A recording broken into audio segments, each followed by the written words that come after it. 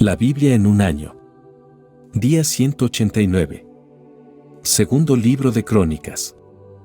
Reinado de Jotam. Jotam tenía 25 años cuando empezó a reinar y reinó 16 años en Jerusalén. Su madre se llamaba Jerusá, hija de Sadoc. Obró con rectitud a los ojos del Señor como lo había hecho su padre Usías, pero no entró en el santuario del Señor. Sin embargo, el pueblo continuaba pervirtiéndose. Reconstruyó la puerta superior del templo e hizo muchas obras en la muralla del Ofel. Construyó también ciudades en la montaña de Judá y en las zonas de bosque edificó castillos y torres. Combatió con el rey de los amonitas y lo venció. Por eso los amonitas le entregaron aquel año 100 talentos de plata, 10,000 cargas de trigo y 10,000 de cebada, y los 2 años siguientes pagaron el mismo tributo. Jotam llegó a ser poderoso porque se mantuvo fiel al Señor, su Dios. El resto de los hechos de Jotam, todas sus guerras y su comportamiento están escritos en el libro de los reyes de Israel y de Judá. 25 años tenía cuando comenzó a reinar y reinó 16 años en Jerusalén. Jotam descansó con sus padres y fue enterrado en la ciudad de David. En su lugar reinó su hijo Ahaz. Reinado de Ahaz.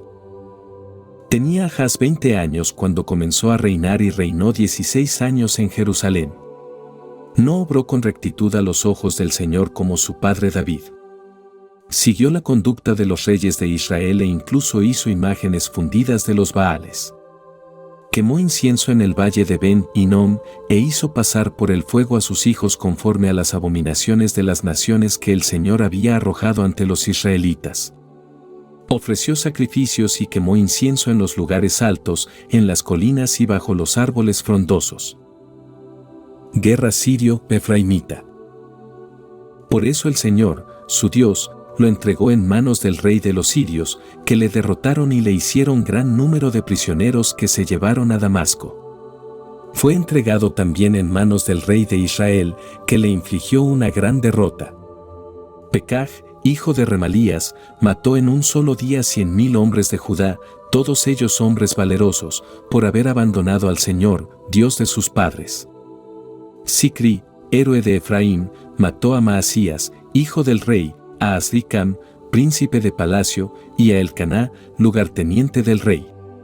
Los israelitas se llevaron de sus hermanos de Judá 200,000 prisioneros, con mujeres, hijos e hijas.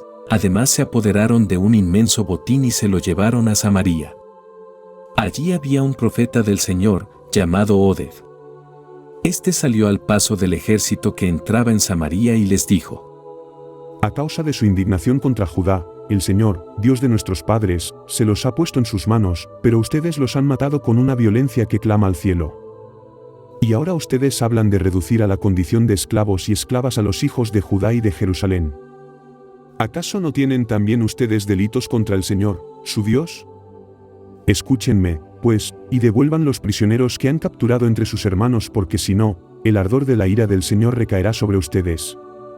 Entonces algunos jefes de los efraimitas, Azarías, hijo de Jehohanán, Berequías, hijo de Mesilemot, Ezequías, hijo de Salum, y Amasá, hijo de Yadlai, se levantaron contra los que venían de la guerra y les dijeron: No traigan aquí a los prisioneros, porque ya es grande nuestro delito ante el Señor. Ustedes pretenden aumentar nuestros pecados y nuestros delitos.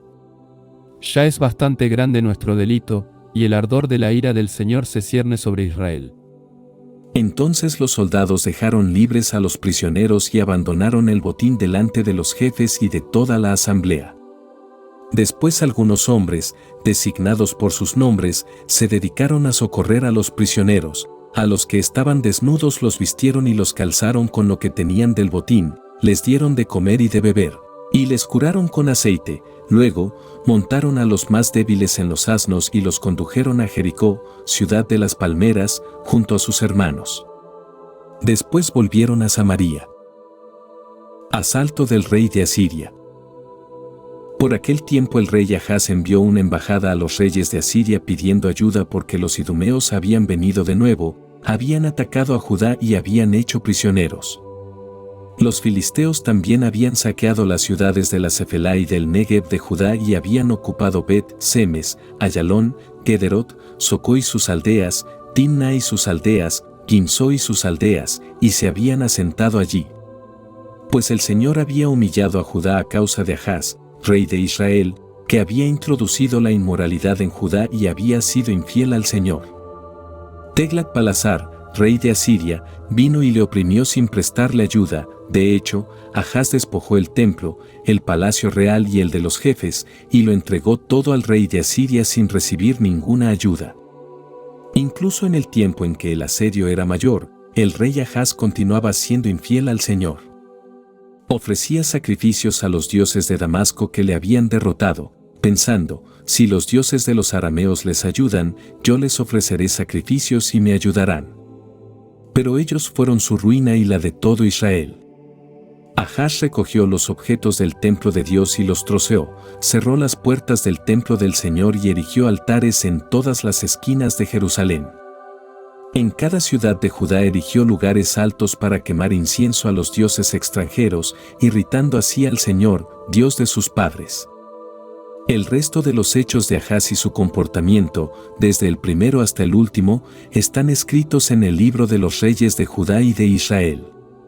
Ahaz descansó con sus padres y fue enterrado en la ciudad, en Jerusalén, pero no lo colocaron en los sepulcros de los reyes de Israel. En su lugar reinó su hijo Ezequías. Job. Juicios presuntuosos sobre Job. Ahora pues, escucha, Job, mis palabras, presta oído a mi discurso. Voy a abrir mi boca, que en mi paladar habla mi lengua. De un corazón recto brotan mis palabras, mis labios prorrumpen la verdad. El Espíritu de Dios me ha creado, el aliento del Omnipotente me ha dado la vida. Si puedes, respóndeme. Prepárate ante mí, ocupa tu sitio.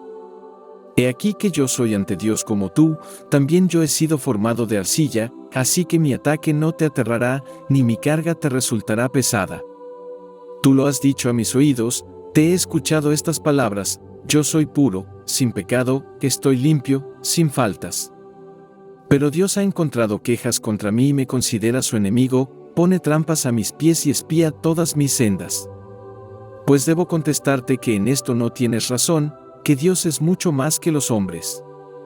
¿Por qué quieres acusarle por no responderte a todas tus palabras? A Dios le basta con hablar una sola vez, no lo repite 2 veces.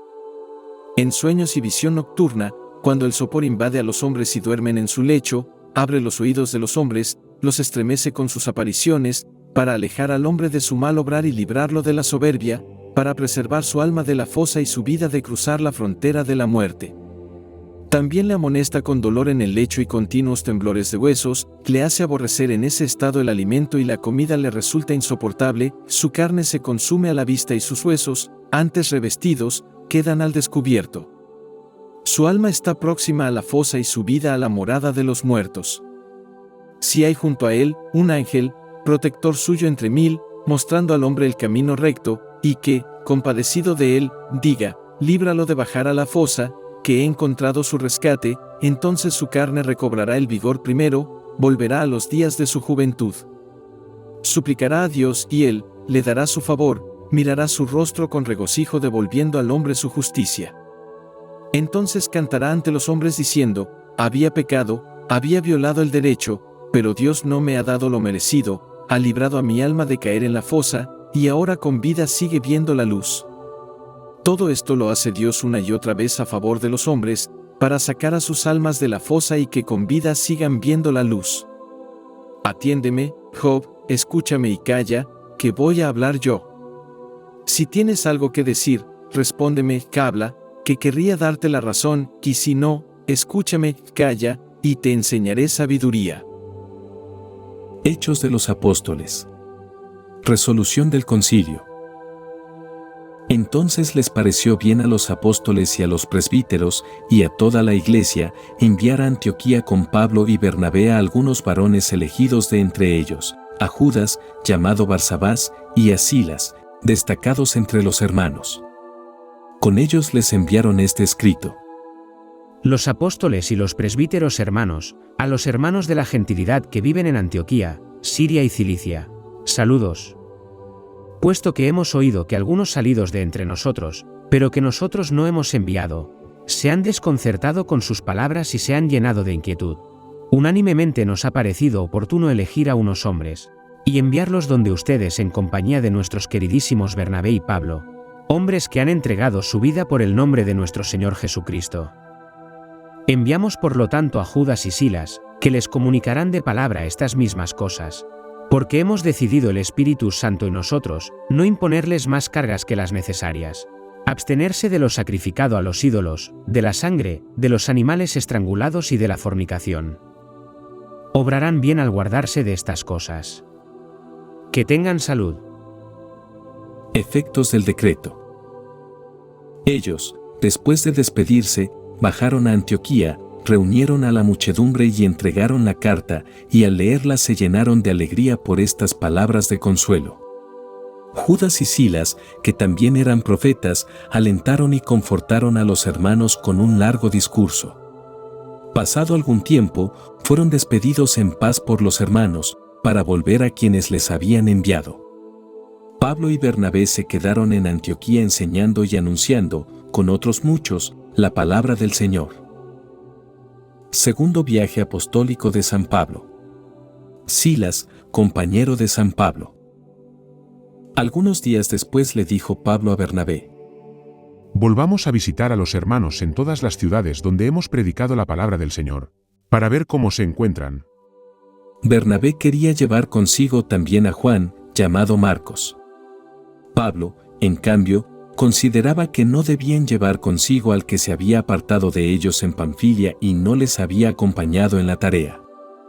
Se produjo una discrepancia, de tal modo que se separaron uno del otro. Bernabé se llevó a Marcos y se embarcó para Chipre, mientras que Pablo eligió a Silas y partió encomendado por los hermanos a la gracia del Señor. Recorrió Siria y Cilicia consolidando las iglesias.